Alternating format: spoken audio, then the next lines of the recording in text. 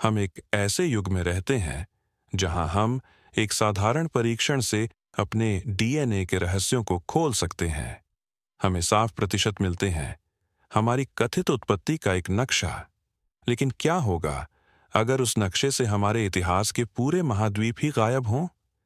क्या होगा यदि आपकी कहानी के सबसे महत्वपूर्ण हिस्से वे हैं जिन्हें कोई भी परीक्षण कभी नहीं दिखा सकता? यह मानव वंशावली के पीछे की सच्चाई है। यह साधारण प्रतिशत में लिखी गई कहानी नहीं है, बल्कि पृथ्वी की सबसे अनोखी आबादी के जीन में छुपा हुआ एक जटिल रहस्य है। स्पेन के पहाड़ों से लेकर जापान के द्वीपों तक उनका डीएनए हमारे बारे में हमारी सभी धारणाओं को चुनौती देता है, मानव इतिहास के खोए हुए अध्यायों को प्रकट करता है जो अतीत की हमारी समझ को फिर से लिखते हैं। आपने शायद विज्ञापन देखे हैं या किसी को जानते हैं जिसने यह किया है। एक साधारण डीएनए परीक्षण जो आपकी वंशावली को प्रकट करने का वादा करता है। उन प्रतिशत विभाजनों को प्राप्त करना रोमांचकारी है, अपनी पहचान को क्षेत्रों में साफ रूप से वर्गीकृत देखना। लेकिन क्या होगा यदि वह तस्वीर अधूरी है? सच्चाई ये है कि वे परिणाम एक बहुत गहरी और अधिक रहस्यमय कहानी का सरलीकृत सारांश हैं। वे आपको मुख्य समाचार दिखाते हैं, लेकिन वे मानव इतिहास के पूरे पहले अध्याय को चूक जाते हैं। अपने जीनोम को एक साधारण नक्शे के रूप में नहीं, बल्कि एक प्राचीन पांडुलिपि के रूप में सोचें जो हजारों वर्षों से बार बार लिखी गई है। सबसे हाल की लिखावट स्पष्ट है, लेकिन सबसे पुरानी परतें धुंधली हो गई हैं, पढ़ना मुश्किल हो गया है। आधुनिक परीक्षण नई लिखावट को पढ़ने में अच्छे हैं, लेकिन वे अक्सर इन प्राचीन बुनियादी परतों को चूक जाते हैं। हालांकि दुनिया भर में विशिष्ट आबादी है जिनका डीएनए एक चाबी का काम करता है। इन समूहों ने अपने आनुवंशिक कोड में इन प्राचीन अध्यायों को संरक्षित किया है, जिससे हम उन कहानियों को पढ़ सकते हैं जो हमारे बाकी हिस्सों के लिए खो गई हैं। उनका डीएनए साधारण कहानियों को चुनौती देता है और एक मानव इतिहास को प्रकट करता है जो किसी भी प्रतिशत से कहीं अधिक जटिल और आकर्षक है। यह समझने के लिए कि क्या गायब है, हमें उत्तरी स्पेन के कठिन पहाड़ों की यात्रा करनी चाहिए, जहां यूरोप की सबसे स्थायी आनुवंशिक रहस्यों में से एक हजारों वर्षों से जिद्दी रूप से बनी रही है। एक ऐसे लोगों की कल्पना करें जिनकी भाषा पृथ्वी पर किसी और से अलग है, एक प्रागैतिहासिक यूरोप का एकाकी अवशेष जो हजारों अब विलुप्त भाषाओं को बोलता था। यह विज्ञान कथा नहीं है, यह बास्क लोगों की वास्तविकता है, लेकिन उनका असली रहस्य केवल उनके भाषण में नहीं है, यह उनके खून में है। बास्क लोगों का सबसे स्पष्ट रहस्य उनकी भाषा यूस्कारा है। यह एक भाषा पृथक है, जिसका अर्थ है कि दुनिया में किसी भी अन्य भाषा परिवार से इसका कोई झात संबंध नहीं है, जिसमें स्पेनिश और फ्रेंच जैसी इंडो यूरोपीय भाषाएं शामिल हैं जो इसे घेरती हैं। यह एक पूर्ण भाषाई द्वीप है जो क्षेत्र में एक अविश्वसनीय रूप से लंबे इतिहास का सुझाव देता है। इस अनोखी भाषा ने बास्क लोगों के अन्य यूरोपियों से पूरी तरह से अलग मूल होने के बारे में कई सिद्धांतों को जन्म दिया। हालांकि आनुवंशिक विश्लेषण ने एक झटका दिया। जब हम उन गहरे पैतृक घटकों को देखते हैं जो सभी यूरोपियों को बनाते हैं, प्रारंभिक यूरोपीय किसानों, पश्चिमी शिकारी संग्राहकों और कांस्य युग के स्टेप पशुपालकों का मिश्रण, तो बास्क वास्तव में अपने स्पेनिश और फ्रेंच पड़ोसियों के काफी समान है। इसलिए रहस्य यह नहीं है कि वे मूल रूप से कहां से आए थे, बल्कि यह है कि इन पैतृक आबादी के मिश्रित होने के बाद उनके साथ क्या हुआ। यह बास्क लोगों के केंद्रीय विरोधाभास की ओर ले जाता है, उनका अविश्वसनीय आनुवंशिक अलगाव। पिछले 2 वर्षों से, लौह युग के बाद से, बास्क जीन पूल उल्लेखनीय रूप से अलग रहा है। यह हैरान करने वाला है क्योंकि बास्क देश कोई दूर दराज दुर्गम स्थान नहीं था। इसमें महत्वपूर्ण पहाड़ी दर्रे और तटीय क्षेत्र थे जो व्यापार और यात्रा के लिए महत्वपूर्ण थे। रोमनों ने वहां सड़कें और शहर बनाए। बाद में विसिगोथ्स और मध्यकालीन राज्यों ने इस क्षेत्र पर शासन किया। पुरातात्विक साक्ष्य दिखाते हैं कि बास्क सक्रिय रूप से सांस्कृतिक आदान प्रदान में लगे हुए थे। फिर भी आनुवंशिक डेटा इन आने वाले समूहों के साथ न्यूनतम मिश्रण प्रकट करता है, जबकि अन्य इबेरियन आबादी प्रवास और विजय से महत्वपूर्ण रूप से बदल गई थी। बास्क आनुवंशिक हस्ताक्षर बड़े पैमाने पर अपरिवर्तित रहा। वे सामाजिक रूप से जुड़े हुए थे, लेकिन आनुवंशिक रूप से अलग थे। इस दीर्घकालिक अलगाव ने अनोखे आनुवंशिक मार्करों को छोड़ा। सबसे प्रसिद्ध में से एक RH नकारात्मक रक्त प्रकार है। बास्क लोगों में दुनिया में RH नकारात्मक रक्त की सबसे अधिक आवृत्ति है, लगभग 50% की तुलना में वैश्विक औसत 10-15% है। इसने अटकलों को जन्म दिया कि यह प्राचीन अलग मूल का संकेत हो सकता है, शायद निएंडरथल से भी। हालांकि आनुवंशिक अनुसंधान ने इसे खारिज कर दिया है। बास्क लोगों में वास्तव में अन्य यूरोपियों के समान या थोड़ा कम निएंडरथल DNA का स्तर है।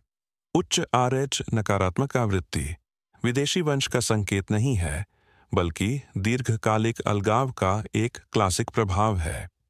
एक आबादी में जो बाहरी लोगों के साथ बहुत कम मिश्रण करती है, कुछ आनुवंशिक विशेषताएं शुद्ध संयोग से बहुत आम हो सकती हैं।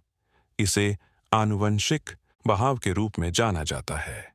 तो क्या अकेले सांस्कृतिक बाधाओं ने इस आनुवंशिक किले का निर्माण किया, या उनका DNA एक बहुत पुरानी कहानी का संकेत देता है, एक ऐसे समय से जीवित रहने का जब उनके जैसे लोग बाहरी नहीं थे बल्कि आदर्श थे? दूसरा, आनुवंशिक किला खोजने के लिए हमें भूमध्य सागर के दिल में एक द्वीप की यात्रा करनी चाहिए, जहां समय स्वयं रुक गया प्रतीत होता है। सार्डिनिया एक द्वीप है जो इतिहास के पद चिन्हों से भरा हुआ है। फिनीशियन, रोमन और वंडाल सभी ने इसके तटों को जीता। फिर भी आनुवंशिक रूप से इन आक्रमणों ने मुश्किल से कोई निशान छोड़ा। आज सार्डिनिया के लोग यूरोप के पहले किसानों के सबसे करीबी जीवित रिश्तेदार हैं, जो 8000 से अधिक वर्षों से जमे हुए आनुवंशिक स्नैपशॉट को संरक्षित करते हैं। उन्होंने असंभव को कैसे हासिल किया? सार्डिनिया की विशिष्टता की कुंजी प्रारंभिक यूरोपीय किसान वंश का आश्चर्यजनक संरक्षण है। जबकि अधिकांश आधुनिक यूरोपीय किसान शिकारी संग्राहक और स्टेप पशुपालक वंश का मिश्रण है, सार्डिनियन अलग खड़े हैं। उनके जीनोम लगभग 80 से 90% प्रारंभिक यूरोपीय किसान DNA से बने हैं। यह दुनिया में कहीं भी मिला जाने वाला उच्चतम स्तर है, जो उन्हें नवपाषाण काल की एक जीवित खिड़की बनाता है, जब कृषि पहली बार महाद्वीप में फैली थी। यह आनुवंशिक शुद्धता एक बड़ी समस्या प्रस्तुत करती है, क्योंकि यह द्वीप के इतिहास का विरोधाभास करती है। भौगोलिक रूप से एकांत बास्क लोगों के विपरीत, सार्डिनिया भूमध्य सागर के बीच में एक रणनीतिक रूप से महत्वपूर्ण और खुला द्वीप था। यह हर प्रमुख समुद्री शक्ति के लिए एक मूल्यवान पुरस्कार था। फिनीशियन लोगों ने इसके धातु संसाधनों का दोहन करने के लिए व्यापारिक पोस्ट स्थापित किए। रोमनों ने इसे जीता और इसे एक प्रांत बनाया, बसने वालों और सैनिकों को लाया। बाद में वंडाल और बीजांटाइन ने इसे नियंत्रित किया। ये संक्षिप्त यात्राएं नहीं थीं, ये निरंतर कब्जे की अवधियां थीं। तार्किक रूप से इससे महत्वपूर्ण आनुवंशिक मिश्रण होना चाहिए था। फिर भी सार्डिनियन जीन पूल पर प्रभाव आश्चर्यजनक रूप से न्यूनतम था। वैज्ञानिकों ने शुद्धता के इस तंत्र के लिए कई सिद्धांत प्रस्तावित किए हैं। एक सिद्धांत सुझाता है कि सार्डिनिया ने हमेशा पर्याप्त बड़ी आबादी का आकार बनाए रखा। एक बड़ी आबादी अपने समग्र आनुवंशिक मेकअप को नाटकीय रूप से बदले बिना एक निश्चित संख्या में नवागंतुकों को अवशोषित कर सकती है। यादृच्छिक आनुवंशिक बहाव, जो छोटे अलग समूहों को जल्दी बदल सकता है, कम प्रभाव डालता। दूसरा, अधिक सम्मोहक सिद्धांत सामाजिक संरचना की ओर इशारा करता है। यह संभव है कि स्वदेशी सार्डिनियन समाज कसकर बंधा हुआ था और विजेता एक अलग शासक वर्ग के रूप में रहे, जो स्थानीय आबादी के साथ व्यापक रूप से अंतर्विवाह नहीं करते थे। स्थानीय लोगों ने विदेशी राजनीतिक नियंत्रण के बावजूद सक्रिय रूप से अपनी आनुवंशिक सीमाओं को बनाए रखा हो सकता है। सार्डिनिया के अनोखे इतिहास का और सबूत इसके लोगों की विशिष्ट आनुवंशिक वंशावली में पाया जाता है। वे प्राचीन यूरोपीय DNA का एक अलग उपसमुच्चय ले जाते हैं। उदाहरण के लिए, Y क्रोमोसोम हैप्लोग्रुप I2A1B और माइटोकॉन्ड्रियल हैप्लोग्रुप H3 और J2 जैसे सार्डिनिया में उच्च आवृत्ति में पाए जाते हैं, लेकिन मुख्य भूमि पर अलग पैटर्न का पालन करते हैं। यह सुझाता है कि पहले किसान जो सार्डिनिया में बसे थे, वे नवपाषाण आबादी का एक यादृच्छिक नमूना नहीं थे। वे संभवतः एक विशिष्ट समूह थे जिन्होंने एक अलग प्रवास लहर शुरू की, एक विशेष आनुवंशिक खाका ले जाकर जो सहस्राब्दियों तक द्वीप की आबादी की नींव बना। सार्डिनिया हमें अविश्वसनीय संरक्षण दिखाता है, लेकिन क्या होता है जब एक आबादी संरक्षित स्नैपशॉट नहीं है, बल्कि दो दुनियाओं का एक सही संतुलित संलयन है? इसके लिए हम ग्रह पर सबसे अप्रत्याशित आनुवंशिक मिलन बिंदु की यात्रा करते हैं, एक द्वीप जहां एशिया और अफ्रीका टकराए। मेडागास्कर एक आनुवंशिक चमत्कार प्रस्तुत करता है जो सभी बाधाओं को चुनौती देता है। इसके लोग ज्यादातर अफ्रीकी या ज्यादातर एशियाई नहीं हैं, बल्कि एक लगभग सही 50-50 मिश्रण है। यह संतुलित संलयन एक जनसांख्यिकीय विसंगति है जो एक रोमांचक प्रश्न उठाता है। कौन सी असाधारण घटनाएं हिंद महासागर के बीच में दो महाद्वीपों के इतने सटीक मिलन का कारण बन सकती है? मालागासी लोगों का आनुवंशिक मेकअप दो मूलों का एक सही मिश्रण है जो हजारों मील समुद्र से अलग हैं। उनके वंश का लगभग आधा हिस्सा पूर्वी अफ्रीका के बांटू भाषी लोगों से पता लगाया जा सकता है। दूसरा आधा ऑस्ट्रोनेशियन भाषी लोगों से आता है। उनके सबसे करीबी आनुवंशिक रिश्तेदार इंडोनेशिया के दक्षिणी बोर्नियो में पाए जाते हैं। यह समान योगदान मानव इतिहास में असाधारण रूप से दुर्लभ है, क्योंकि मिश्रण घटनाओं के परिणाम स्वरूप आमतौर पर एक पैतृक समूह दूसरे से अधिक योगदान देता है। इस मिश्रण में एक गहरी झलक एक आकर्षक लिंग विभाजन प्रकट करती है। जब हम माइटोकॉन्ड्रियल डीएनए के माध्यम से मातृवंशावली का पता लगाते हैं जो माता से बच्चे में स्थानांतरित होता है, तो हम पाते हैं कि 90% से अधिक अफ्रीकी मूल के हैं।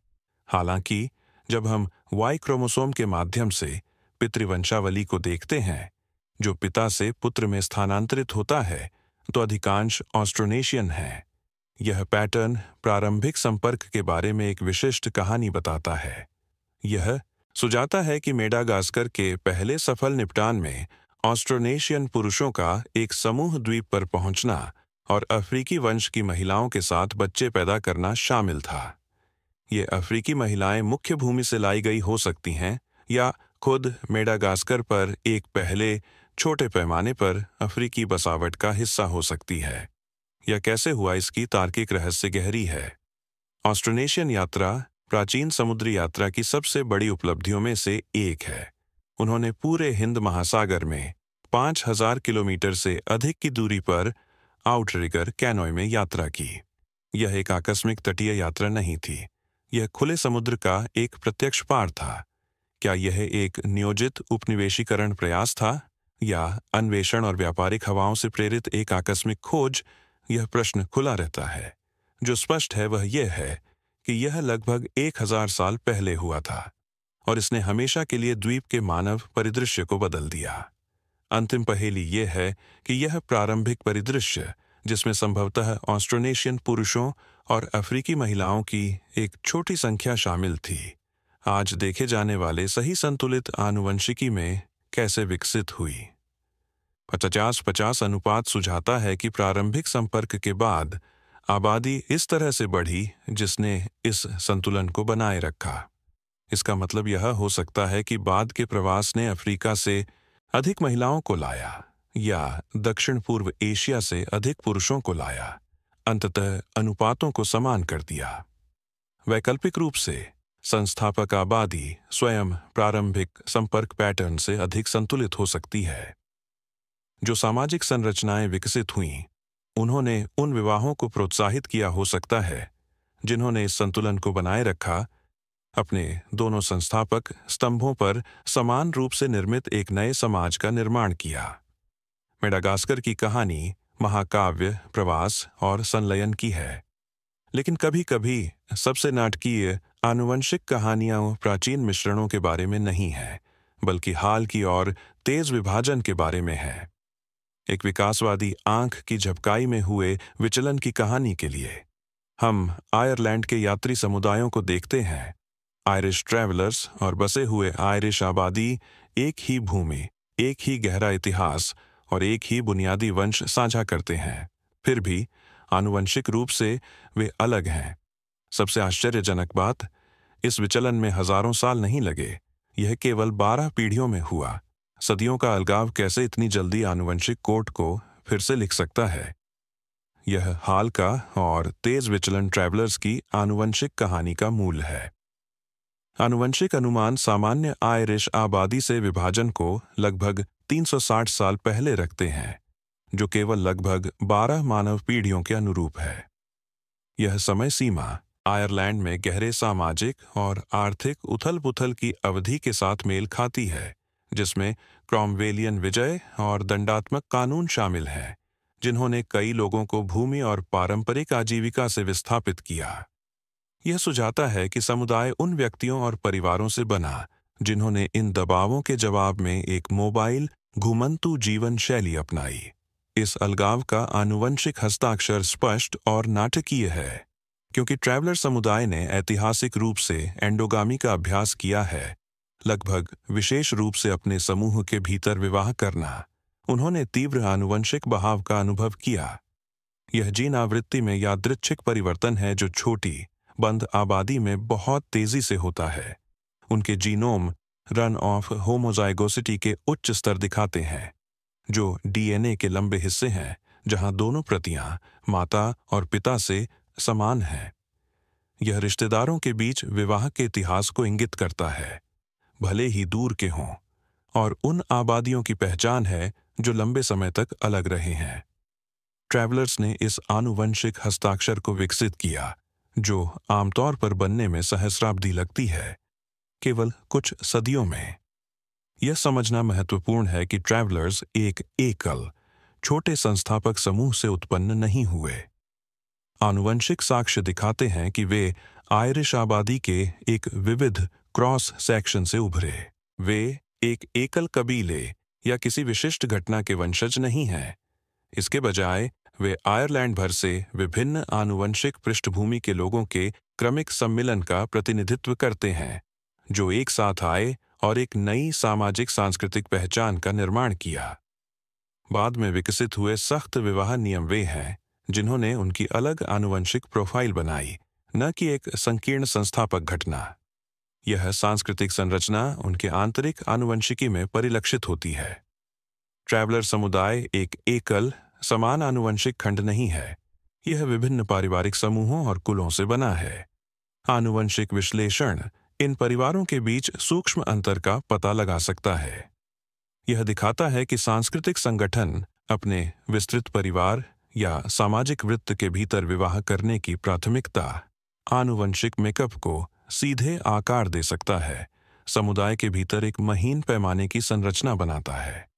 जीव विज्ञान सामाजिक नियमों का प्रत्यक्ष प्रतिबिंब है। ट्रैवलर्स दिखाते हैं कि संस्कृति कितनी जल्दी जीव विज्ञान को आकार दे सकती है। लेकिन क्या होगा यदि किसी लोगों की सांस्कृतिक पहचान इतनी मजबूत है कि वह एक आनुवंशिक विरासत को संरक्षित करती है जो कहीं और गायब हो गई है? अंतिम आनुवंशिक जीवित रहने की कहानी देखने के लिए हमें जापान के दूर उत्तरी द्वीपों की यात्रा करनी चाहिए।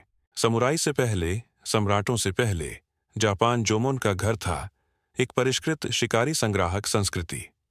मुख्य भूमि पर उनकी आनुवंशिक विरासत नवागंतुकों की लहर दर लहर से पतली हो गई, लेकिन होक्काइडो के उत्तरी द्वीप पर आइनू लोग आश्चर्यजनक 80% जोमोन वंश ले जाते हैं। वे अल्पसंख्यक नहीं हैं, वे प्रागैतिहासिक जापान की प्रत्यक्ष जीवित गूंज हैं।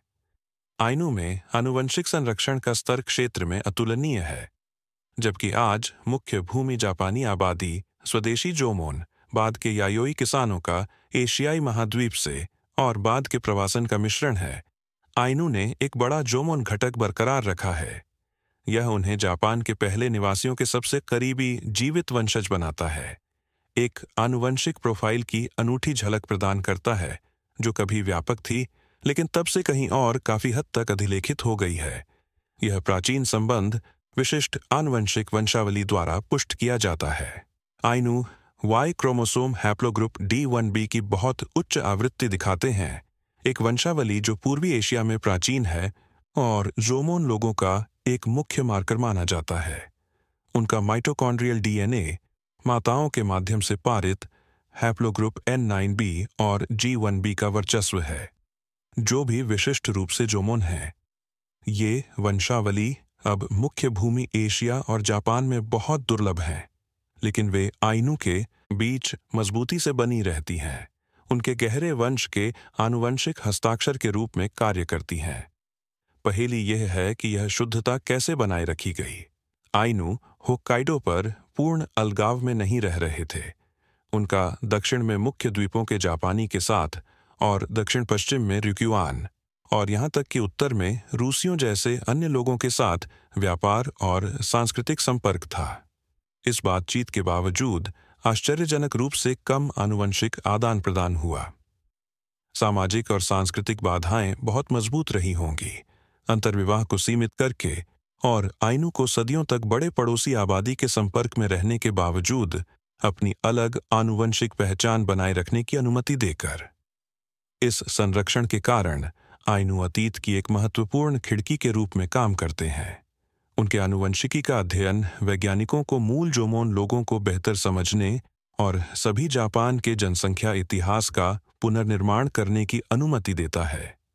वे शोधकर्ताओं को यह निर्धारित करने में मदद करते हैं कि आधुनिक मुख्य भूमि आबादी को आकार देने वाले प्रमुख प्रवासन से पहले जापानी द्वीप समूह के लिए कौन सी आनुवंशिक विशेषताएं मूल थीं। आइनू जीनोम वास्तव में जापानी इतिहास की गहरी परतों को समझने के लिए एक संदर्भ बिंदु है। आइनू हमें संरक्षण की शक्ति दिखाते हैं, लेकिन हमारी अंतिम कहानी शायद सबसे जटिल है। एक ऐसे लोगों की कहानी जिन्होंने पूरे महाद्वीप में अपना आनुवंशिक हस्ताक्षर ले जाया, सभी बाधाओं के खिलाफ अपनी पहचान बनाए रखी और इस प्रक्रिया में मानव इतिहास में किसी भी के रूप में महाकाव्य प्रवासन का खुलासा किया। रोमानी लोगों का यूरोप में कोई मातृभूमि नहीं है, फिर भी उनकी आनुवंशिक कहानी ग्रह पर सबसे उल्लेखनीय में से एक है। यह एक कहानी है जो 5000 मील दूर उत्तर पश्चिम भारत में शुरू होती है। एक आबादी ने आधी दुनिया कैसे पार की और वे एक महाद्वीप में बिखरे होने के बावजूद उस अविश्वसनीय यात्रा का स्पष्ट आनुवंशिक रिकॉर्ड कैसे रखने में कामयाब रहे। आनुवंशिक साक्ष्य ने रोमानी लोगों की भारतीय उत्पत्ति की निश्चित रूप से पुष्टि की है। उनके पूरे जीनोम के अध्ययन से पता चलता है कि वे लगभग 8500 साल पहले उत्तर पश्चिमी भारत की एक आबादी से उत्पन्न हुए। यह वंश उनके आनुवंशिक मेकअप की आधारभूत परत बनाता है। उनके प्रारंभिक पश्चिम की ओर प्रवास के कारण पूरी तरह से ज्ञात नहीं है, लेकिन इसने इतिहास की सबसे महत्वपूर्ण जनसंख्या गतिविधियों में से एक को गति दी। आनुवंशिक डेटा एक घड़ी की तरह काम करता है, उनकी यात्रा का पता लगाता है। रोमानी लगभग 900 साल पहले यूरोप में प्रवेश किए। बाल्कन उनके प्राथमिक आगमन बिंदु के रूप में काम कर रहे थे। आज बाल्कन में रोमानी समूहों का DNA स्थानीय यूरोपीय आबादी के साथ मिश्रण के सबसे शुरुआती और सबसे स्पष्ट संकेत दिखाता है। इस क्षेत्र को यूरोप में उनके पहले लंबे पड़ाव के रूप में चिह्नित करता है। वहां से वे विभिन्न लहरों में पूरे महाद्वीप में फैल गए।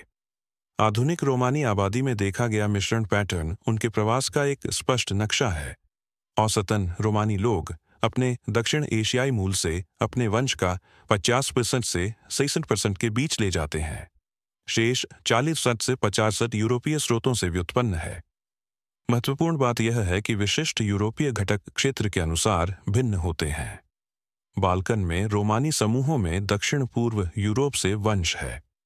मध्य यूरोप में वे मध्य यूरोपीय आबादी के साथ मिश्रण दिखाते हैं और पश्चिमी यूरोप में वे पश्चिमी यूरोपीय समूहों से वंश रखते हैं। यह पैटर्न इंगित करता है कि जैसे जैसे रोमानी प्रवासित हुए, उन्होंने अपनी यात्रा के हर चरण में स्थानीय जीन शामिल किए। पूरे महाद्वीप में उनके मार्ग की एक आनुवंशिक समय रेखा बनाई। यह केंद्रीय सामाजिक रहस्य की ओर ले जाता है। उन्होंने एक सामंजस्यपूर्ण आनुवंशिक पहचान कैसे बनाए रखी। सदियों तक यूरोप में बिखरे अल्पसंख्यक समूहों के रूप में रहने और यूरोपीय वंश को शामिल करने के बावजूद वे कभी भी व्यापक आबादी में आनुवंशिक रूप से आत्मसात नहीं हुए। उनका दक्षिण एशियाई वंश एक प्रमुख और पहचानने योग्य घटक बना रहा। यह लगभग निश्चित रूप से शक्तिशाली सामाजिक और सांस्कृतिक तंत्रों के कारण था। सख्त एंडोगामी, समुदाय के भीतर विवाह और अलग सांस्कृतिक परंपराओं ने मजबूत सामाजिक सीमाएं बनाई, जिन्होंने प्रत्येक नए क्षेत्र में संपर्क की प्रारंभिक अवधि के बाद आगे की आनुवंशिक मिश्रण को कम किया। उनकी आनुवंशिक कहानी केवल प्रवास की नहीं है, बल्कि उल्लेखनीय सांस्कृतिक लचीलेपन की है, जिसने भारी बाधाओं के खिलाफ उनकी अनूठी पहचान को संरक्षित किया। रोमानी यात्रा उनके जीन में लिखी है, लेकिन यह हमारी अपनी कहानियों के बारे में एक अंतिम, परेशान करने वाला प्रश्न पूछने को मजबूर करती है। यदि इन उल्लेखनीय लोगों का इतिहास आधुनिक विज्ञान द्वारा इतनी आसानी से नजरअंदाज किया जा सकता है, तो हमारे अपने व्यक्तिगत इतिहास के कौन से अध्याय अभी भी चमकते चार्ट और साफ प्रतिशत से गायब हैं? बास्क, सार्डिनियन, रोमानी और अन्य सभी की कहानियां जिनकी हमने खोज की है, हमें दिखाती हैं कि ये आबादी केवल आनुवंशिक विचित्रताएं नहीं हैं। वे मानव पहेली के महत्वपूर्ण टुकड़े हैं। उनका डीएनए हमें सिखाता है कि इतिहास पाठ्यपुस्तकों में मिले विजय और राजाओं की कहानियों से कहीं अधिक है। यह जीन के धीमे, शांत बहाव, सांस्कृतिक पसंद के शक्तिशाली प्रभाव और सभी बाधाओं के खिलाफ प्राचीन वंशावली के अप्रत्याशित अस्तित्व की कहानी भी है। ये मामले एक आवश्यक विनम्रता को प्रेरित करते हैं।